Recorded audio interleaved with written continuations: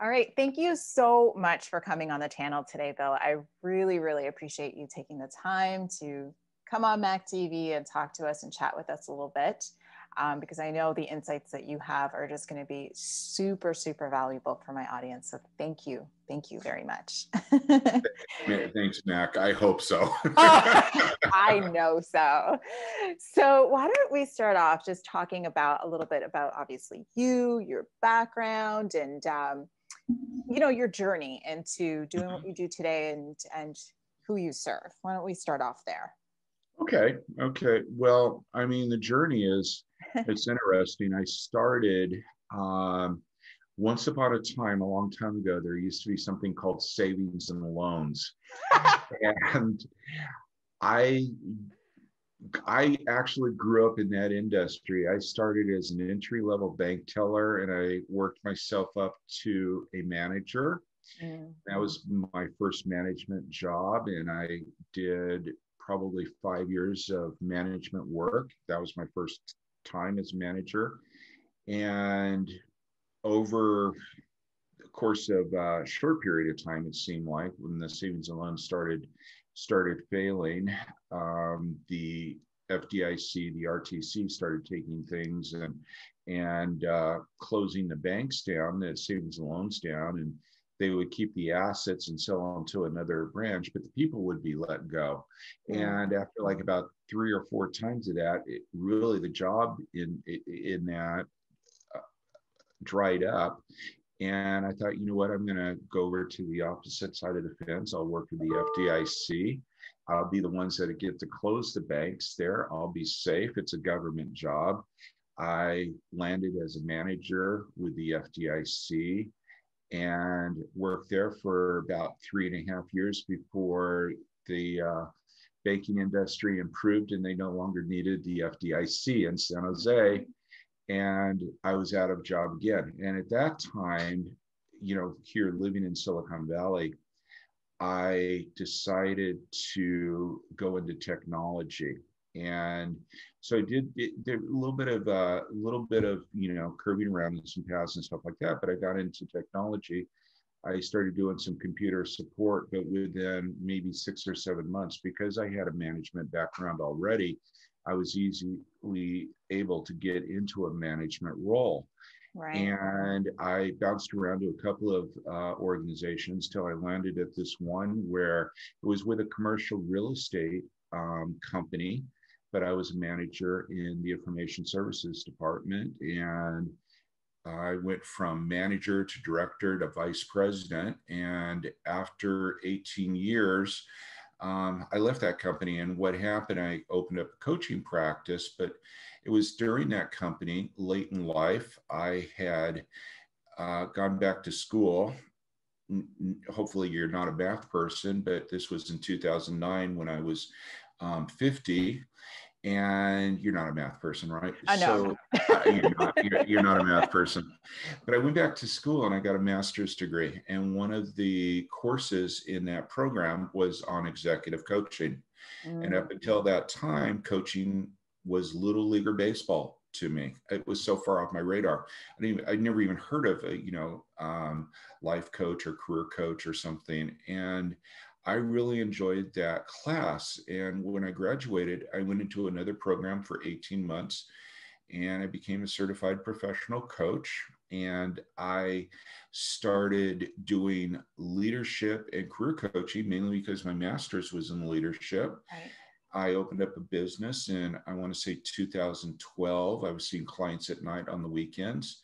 In 2014, the company I'd been working for 18 years at the time went public, and a lot of things changed. I loved my boss. I had a great boss. I had a great team, but my duties changed and I wasn't really happy anymore with that. And so I just made a decision. It was a risk to just leave and take my business full time. And that's what I did. And on August 1st, 2015, I became a full-time career coach and I've never looked back.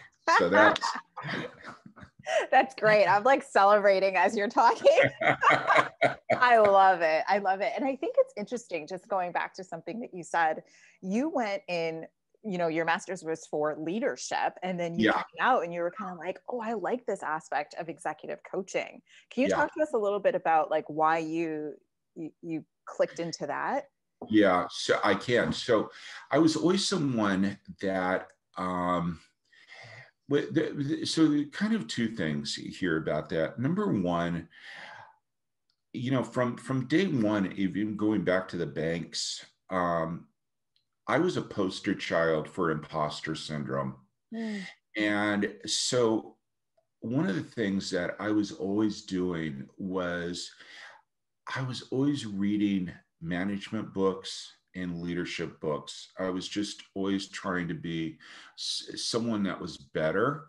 And so when I decided to go back to school, I selected leadership because it was like, well, what gives these authors, that of all of these books, when I'm walking down the aisles in bookstores, looking at the management books and the leadership books, what gives them the right to call themselves an authority on the subject? What is it that they know that I don't know?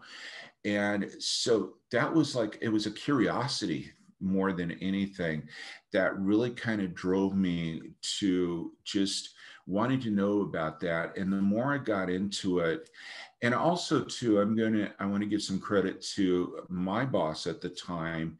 He was also a really good leader, someone who valued strong leadership. And one of the things that we did, and I would advise anyone to do this that maybe is in a leadership role, is we actually did what I would call a book club.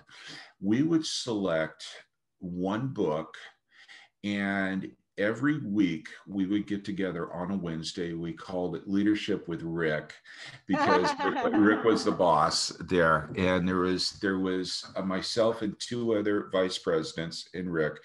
And we would select a book, and we would agree upon the number of pages that we would read in the book for the week. And then at that lunch, we would discuss our views of the book. We did that for 10 years. That's brilliant.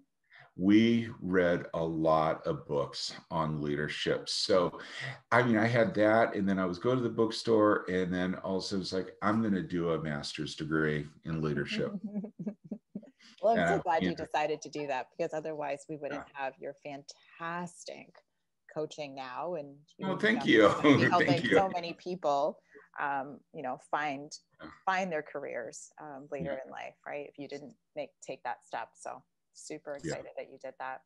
But I'm happy that you're on the channel, because I feel like I can tap into all that knowledge that you have in order to help my peeps. So well, hurry up, because as I get older, that knowledge is getting, it's like going away. don't say that. So yeah, because as you were talking about your journey, you mentioned like a handful of times that you were a manager before you actually got to be a VP. And so if you can you talk to us a little bit about how you felt? Like, do you remember how you felt when you were first jumping into the role as a first-time manager, remembering that my audience is full of people who are first-time managers? So the more honest you can be about how you felt and kind of your struggles, the better. So like I say, I was a poster child for imposter syndrome. First off, I really wanted to be a manager early on in life. And it may have been for the wrong reasons way back then. So I'm being totally honest with you. Back then, I think we sometimes carry a lot of baggage from our parents and others when we get, and I remember my mom thinking about, you should be a manager, so it's like I always wanted to be a manager. I don't know if that was me talking or if it was the voice of my mom, but I always wanted to do that. And when I got the first manager's role, it scared me because, well, first off, I only had a AA degree from a junior college. I didn't even have a 4-year university degree or anything like this. So I didn't feel like I was probably, the right person for that. And it was like, it was a mistake that they put me in, and it's just going to be a matter of time before, they find me out. All of those little imposter syndromes. I'll tell you, I'll say this. I carried that feeling with me the entire first year that I was in that position. And a year later, I received an award for Best Manager of the Year for the savings and loan, that company. And there was 30 some odd offices in California. And I got Manager of the Year. That next day, all I did was worry that they were going to come and take it away, because they had made the biggest mistake in the world with that. Something, when I got into technology, I always thought, I get on the phone, even, it was like I get into the phone, and we'd be talking to somebody, and it was like, oh God, I'm not going to be able to solve this, and they're going to see that I'm a fake, and why am I even in this job here? And then when I got into management, that's when it really scared me, because when you're a manager in technology, everybody thinks that you know more than what your staff knows. And that's especially true when it comes to the higher ups in the company. So what would happen? I would get the CEO of the company call me on a Saturday. I don't have any staff. Call me at home because of a computer problem. And I would be sweating, because if I don't fix his problem, I was such a fake or something like that there. I only talk about this because I know something that is very common with so many new managers out there is imposter syndrome. Absolutely. And I'm only bringing this up because you're not alone in that. The thing is what I've learned about imposter syndrome is that it's something that affects highly successful individuals. And if you're getting imposter syndrome, it's most likely you've been very successful, because, other people don't really get it. It's really when you're really successful. So, the good part about imposter syndrome is that it's showing that you're successful. The bad part of it, the negative part of it, is going to kill you of stress eventually. To make you sweat. No, but I love that you were very honest about your, what you were experiencing, because like you said, I think a lot of people tend to think they are the only ones that feel that way. And that's absolutely not true. Like, I get a lot of people that I talk to that are like, I don't know. I feel like a complete fraud. I'm afraid of failing, like all the things that you said. And they say it as if there is nobody else. Yeah. And so I need to continually drill in. No, I swear, you're not alone. But what you're saying too about the fact that it affects you as a high performer is true. It's because you are stretching yourself, or, you're stepping into discomfort. And so you're feeling that way, but that's actually a normal feeling when you're, when you're stepping out of your comfort zone. So but it's true though, what you just said about your, some of your clients, is that they think they're all alone. And I think it's because it's not something that people talk about. It's like, I'm not going to go to another manager and say, oh man, do you ever feel scared, like that, or, fearful, or that you're going to be found out? You don't talk about those kind of things. So you keep it inside. And then when you get to your coach or somebody else, it's like, okay, there's nobody around. Okay. So, come here. So I feel kind of like a failure. Exactly. You show power behaviors on the outside, and then when you're with someone that you trust and respect or whatever, then yeah, exactly. So true. So why don't you talk Mac, no one's going to see this, right? This is just yeah, between. I'm actually not recording. Okay, good. So what did you like, Bill, about leading a team? You know, what I liked the most about leading a team is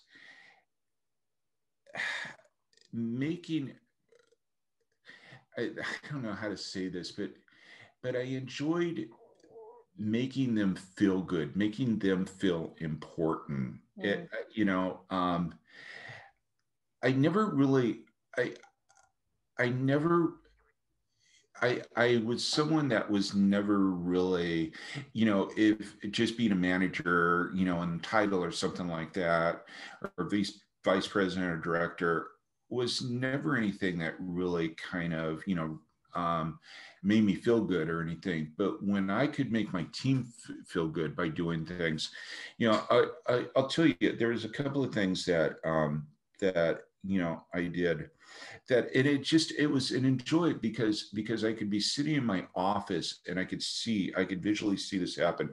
But I remember one time is I created what I called a wall of fame. So I think all managers will get emails and stuff, other kinds of notes from customers out there over time regarding some service that they did. I mean, I think anybody in a service industry will get these kind of notes, right?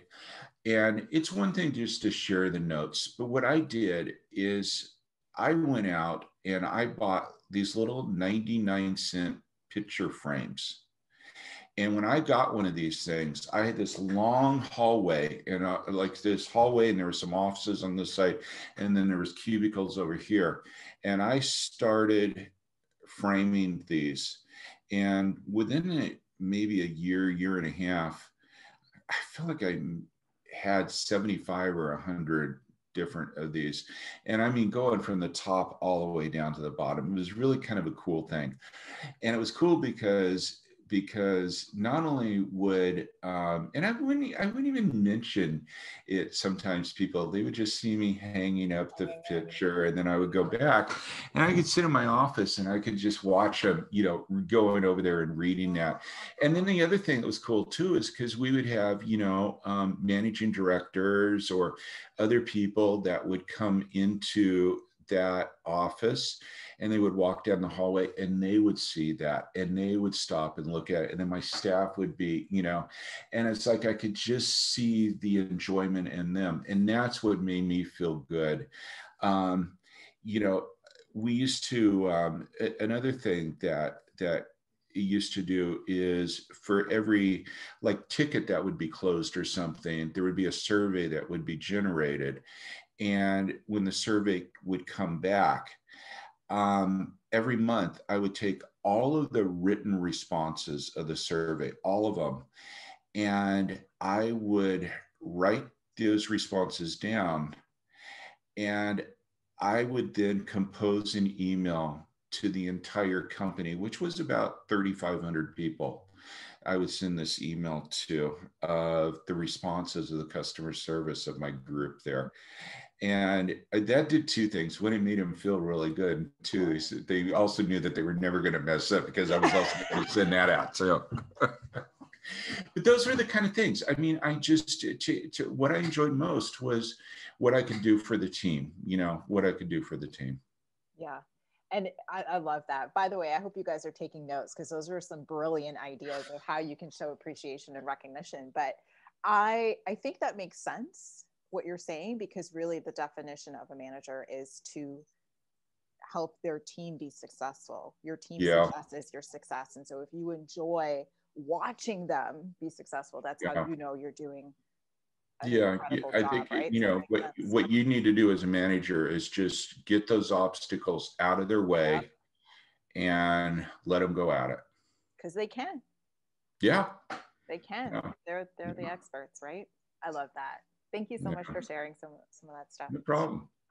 So just switching gears here for a second, why do you think, because obviously as a vice president, you would have a lot to say on this, but why do you think it's so important for team leaders and managers to get their skills developed? Like, yeah. And do you have an example perhaps in your past of where, you know, certain managers that you guys had on board didn't develop their skills and how that turned out for them? Yeah, I mean, I'm guilty of that. I think in one of my earliest, a promotion that I gave to somebody, which was a mistake because they didn't develop their skills in this. And I took a full responsibility of this, but I put somebody into a management position, and it was more all about them. And they were very much of a micromanager. You know, when I did the leadership program, the very first course that we took, required course, was on emotional intelligence. The book was Daniel Goleman's Emotional Intelligence, and it was really becoming self-aware about you and understanding, trying to put yourself in another person's shoes. And I think that's probably one of the most important skills that a manager needs to do. And I had this one manager that just couldn't do this. And what happened was that she caused and it was too late for me. I mean, I eventually did let her go, but it was too late before I realized this, because she was giving one person so much problems because of micromanagement, that the person was calling in sick and not coming into work. And the absenteeism of this person got so excessive that I had to terminate that person there. But I also didn't realize this at the time too. I mean, you know, but I should have. I should have.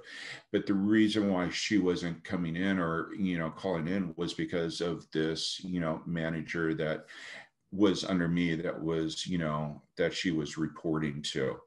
And it was because this person, I wasn't,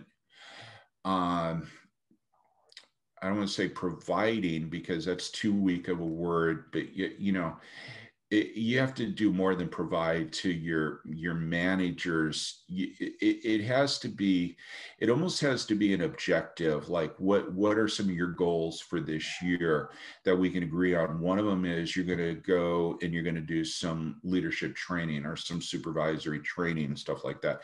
Something that, you know, from that mistake, I learned, you know, further on, that I started making sure that anybody that was reporting to me was going to these kind of trainings, because I wanted them to develop their skills and become more, you know. Wow. I think that's such an incredible story that you told, because you're right. Like, I don't think enough managers realize that developing your skills doesn't just affect you, it affects the team and the entire company. It's everything. Yeah. Like, Yeah. yes, you're dealing with imposter syndrome. You're dealing with the fact that you don't necessarily know what you're doing. You're winging it every day. And so, of course, you want to get training for that.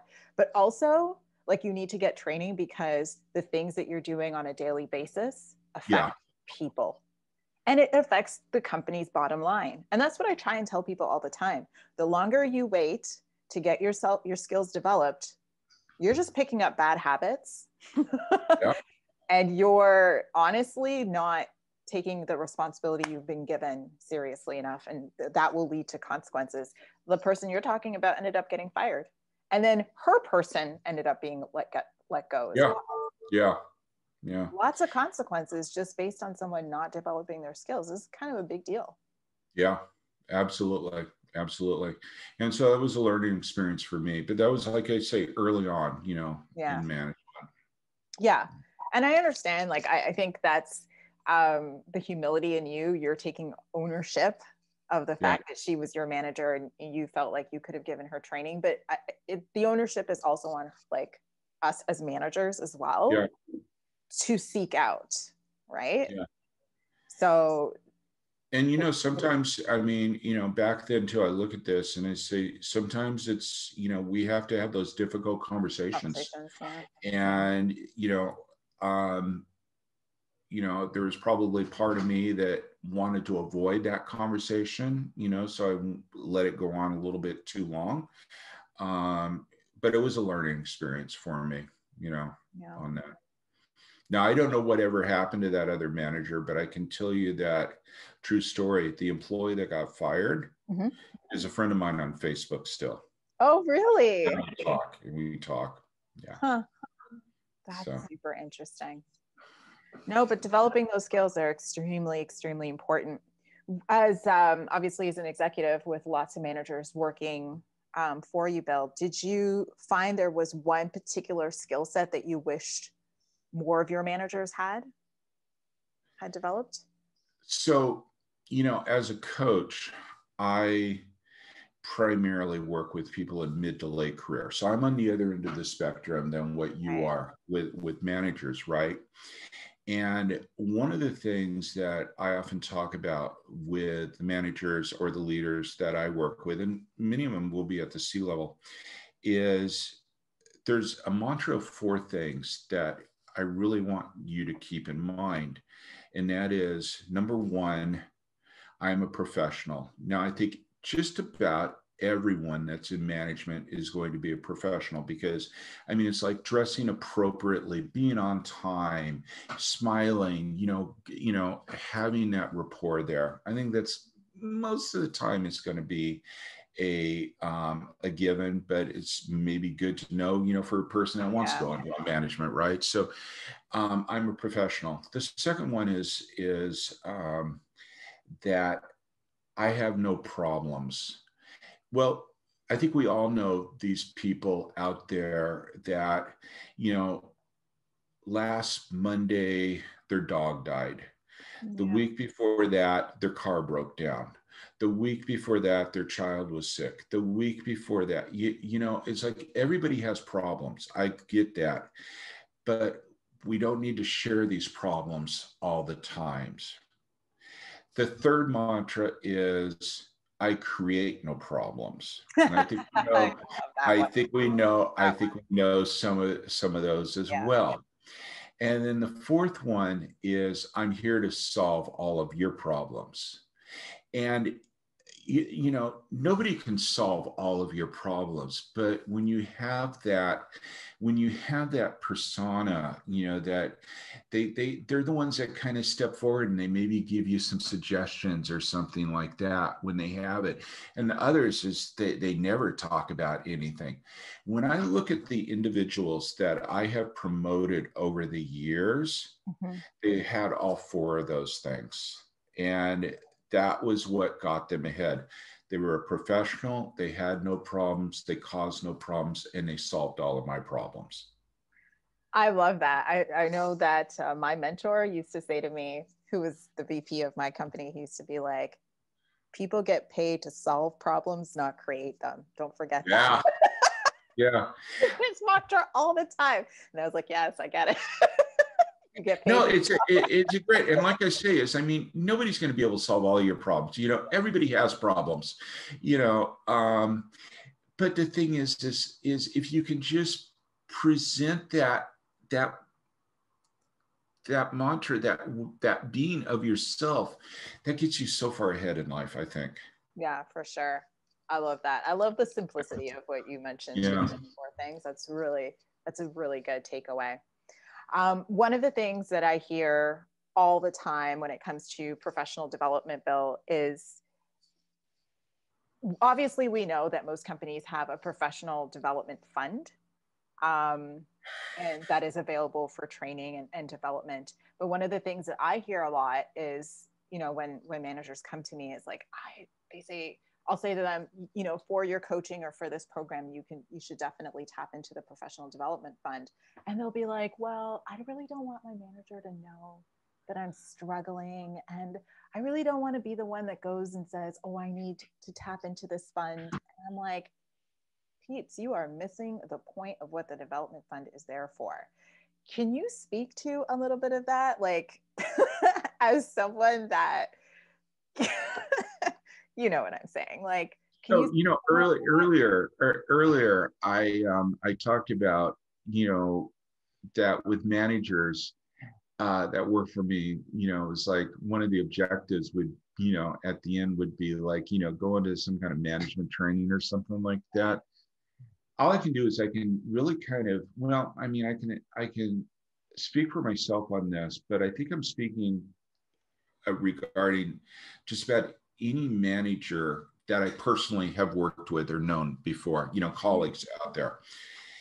Um, for me personally, so we would, one of the things, and I think most companies do this, is they would, you know, every year there would be like goal setting or objective setting, and then we would look at it every, a lot of times, I mean, so a big mistake with managers is they would only look at it at the end of the year or something like that. I think good ones will do it every quarter. I would have weekly or every other week. I called them me meetings. It was just, you'd talk about whatever you wanted to talk about. I would do this. But one of the things is when we created those goals, one of the goals that I encouraged every single one of my staff, not just managers or supervisors, every one of my staff, was to do some training out there, to spend that money on training. Do when I first joined that company, and like I say, I went from manager, director, vice president, but during that time, I took advantage of the tuition reimbursement. I got my MCSE, Microsoft Certified System Engineer, which was like $5,000. I let the company pay for that. I took that, but I wanted every one of the staff to take advantage of the training dollars out there. And I mean, it could be, I had a couple of females that I really encouraged to take these classes. I can't remember the exact name of them, but like I'm paraphrasing this. I know it wasn't the right name, but it was like women in empowerment or something like this. It's something that was really geared for women that I would encourage some of the women to take out there. Even ones that aspired to be management, I would encourage them to take supervisory courses. But then there was the other ones like, improve your communications, better writing skills. I wanted them always to be, doing this training. And it was my department. So there was 3 different departments out there that worked under the CIO, our boss, and my department would always overspend the training dollars. In fact, I would be going over to network engineering and saying, "You guys don't need the training dollars, do you? Just bring them over here." That way, Rick doesn't think I'm, over my budget or something like that. I was always pushing them for training, but I got to tell you that the people that are talking to you that say, I don't want my manager to know that I, have, that I need this or something. Unless there is really a valid reason for thinking that. Remember, we're not mind readers, we're not mind readers, but if there's a valid reason, then I would start thinking about maybe looking for a new manager, on that, because, people don't leave companies, they leave managers. That is such so it may be time to look for a new manager with that. So much about the culture, right? Yeah. If you're fearful, it really because that's not the way most companies are. No, they want, and that's what I'm saying. That's why I want you to speak from your perspective, right? Because as somebody who was a VP executive, this is something that you want your people to do, to take the initiative to get the training. Yeah. This benefits the entire company. Like, let me, again, I know kind of talking, towards your niche here, but let me just share something with you from my niche, which is the older workers there. Right. There was an empirical study that was done a couple of years ago where they asked hundreds, if not 1,000 different hiring managers and HR professionals what the number one negative perception was of an older worker. And there was lots of number ones that came to the top, but then they took the top 5. And what they found was that the number one negative perception of the older worker was that they would not have the drive or energy to do the job. Number 2, the older worker would have difficulty taking direction from a younger manager. Number 3, the older worker would not be open to change. Number 4, the older worker would not be open to learning new things, going to training. And number 5, the older worker would be more susceptible to illnesses. Then what they did is they asked these same individuals, look at your workforce, the people that work for you, and validate this. And they could only validate one. And that one they could validate was that they found that the older workers were not as open to going to training and learning new things. That is so start now, with this training, because, and this is also something, I mean, especially with with new managers out there, there's a college, a university just down the street from where I live. It's Santa Clara University. And if you go to their career website on the university, there's a little statement there that says that Generation Z, and I can't remember exactly what the years they were born, I think it was up to 1995 or something, but Generation Z that is currently in college, 80%, I could believe this number, and I don't know if it's true or where they're getting it, but they said 80% of the jobs that will be available in 2030, which is only 9 years away, have not even been invented yet. You got to stay up to date on training. Wow. Wow. No, I love that. No, that's some really scary, huh? Yeah. Yeah, I don't even know what to say because I'm still like absorbing that information. That's crazy. But yeah. I know that I didn't discuss this ahead of time with you, but I'm just bouncing off of what you said about older workers. Sure. A lot of people in my community as well are super nervous about managing people that are older and more experienced than them. Like super, super nervous. They're feeling like, oh my goodness, they're older, so they have more life experience, and they've also been at the company longer, and they're very nervous. Do you have any like maybe tips on that coming from somebody that works with older workers? Yeah, I think probably just 2 tips, maybe. I don't know, just 2 tips. One is please don't ask them if they were a spirit animal, what kind would they be? No, that did not happen. Because I get people, you wouldn't believe this young manager hits me this question. I said, I'm sorry. I've had that happen a couple of times. I think the biggest tip here would be that, well, a couple of things. There's that perception out there that older workers will not take direction from a younger manager, right? Yeah.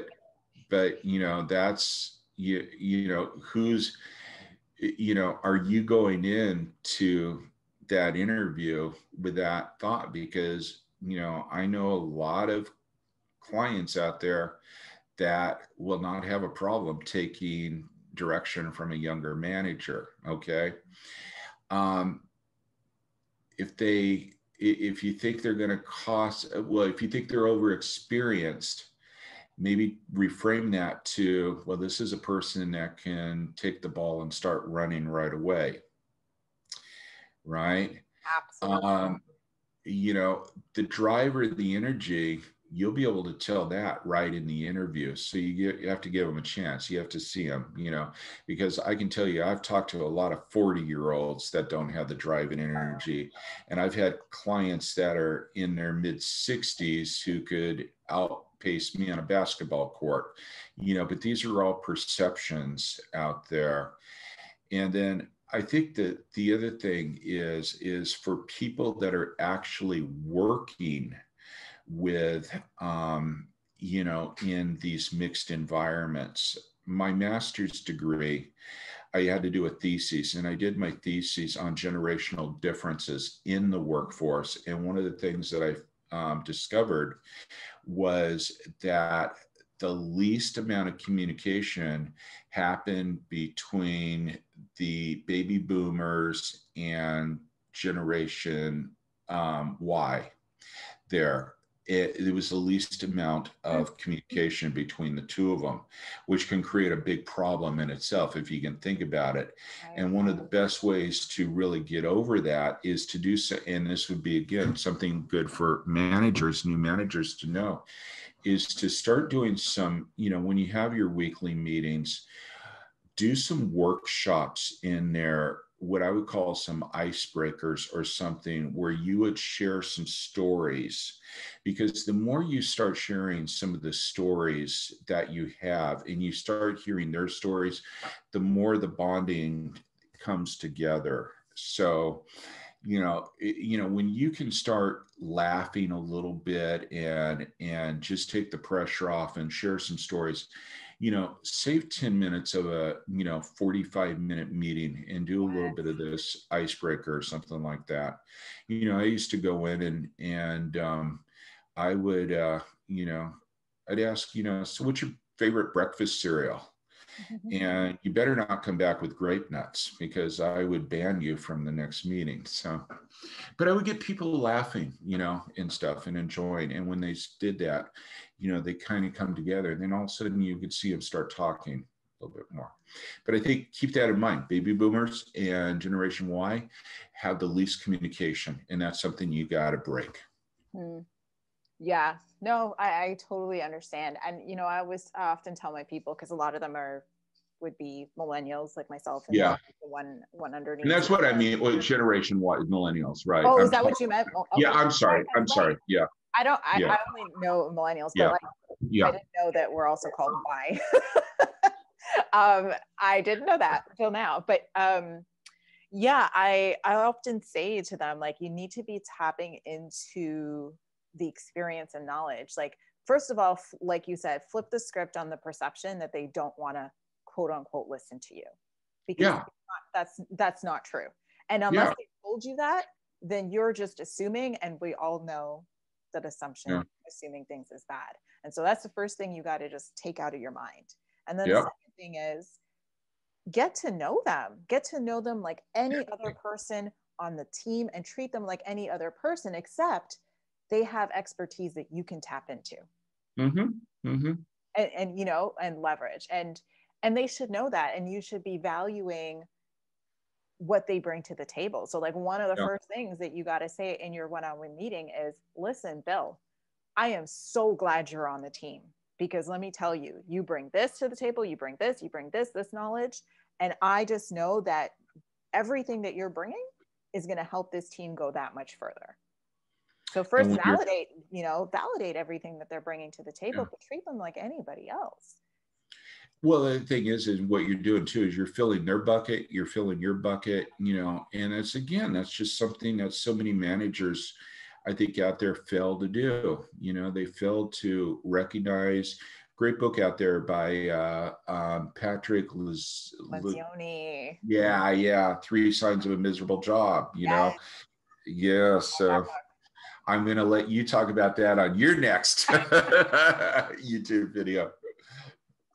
Love that. I love Patrick Lencioni. He has some great stuff. But no, thank you so much for sharing some insights on that. You're welcome. Really great stats as well. So, any last thoughts that maybe you want to share with my peeps about anything at all? Or advice? Well, like I say, I mean, for your first time managers, for your, what I would probably mostly would think would be younger managers there. What we just talked about, if they are um, hiring individuals out there, to not let age discrimination become a perception, of that, because it so often can be proven wrong. I mean, because like I say, I very, very seldom work with younger people. I mean, most of the people that I work with are 55 and over, Mm-hmm. and they're good workers. I mean, professionals and stuff like that. And they don't, I mean, they can take direction from a younger manager. They do have the drive and energy to do the job. They are healthy and fit. They're not going to call in sick. And a lot of them, if you think about this too, one of the perceptions is that they're not open to change. My God, how much change have you gone through in the last 30 years, when we talk about things, you know? Hmm. Yeah, So, I think what's happening, particularly with the people I work with, I guess it does come off as discrimination, but what's happening is because they're brand new and they have imposter syndrome, they're going into it feeling like frauds, right? yeah, Because they're going into it like that, they're looking at someone that is so much more experienced, and it's like triggering all the things that yeah, the fact that they're new. So I don't know that they're looking at them thinking they don't have energy. I think they're looking at them thinking, my God, you bring so much and I have no idea what I'm doing. Who am I to be managing you? Do and you know what I mean? Like that's the what I would say to them is something that I always tried to do, and that was hire people better than myself, more knowledgeable than myself. I you like know that. Get into that mind frame. I like yeah, it. yeah. Yeah, what drove me crazy was managers that always tried to hold all the information to themselves, try to be irreplaceable or something like that. And it was like, I wanted, the biggest, I'll tell you, this is a great thing too to keep in mind is I think one of the biggest accomplishments that any manager can make is nurturing someone to be able to take their job. Boom. Yes. That's it right Yeah, there. Yep. yeah, Absolutely. If you yeah. leave, somebody else should be able to take that place and keep going, running with the ball. Exactly. And that's what I've always strived for, I So, love that. It's a great note to end on. yeah. So I'll end on that. I'll end on Yeah. that. Thank you so much again, Bill, for joining us on the channel. So many great insights. I know that my Thank people you. are going to be taking notes like crazy, probably rewatching this a million Oh, times. thank you so So thank much. you so much for taking the time to be here. You're welcome.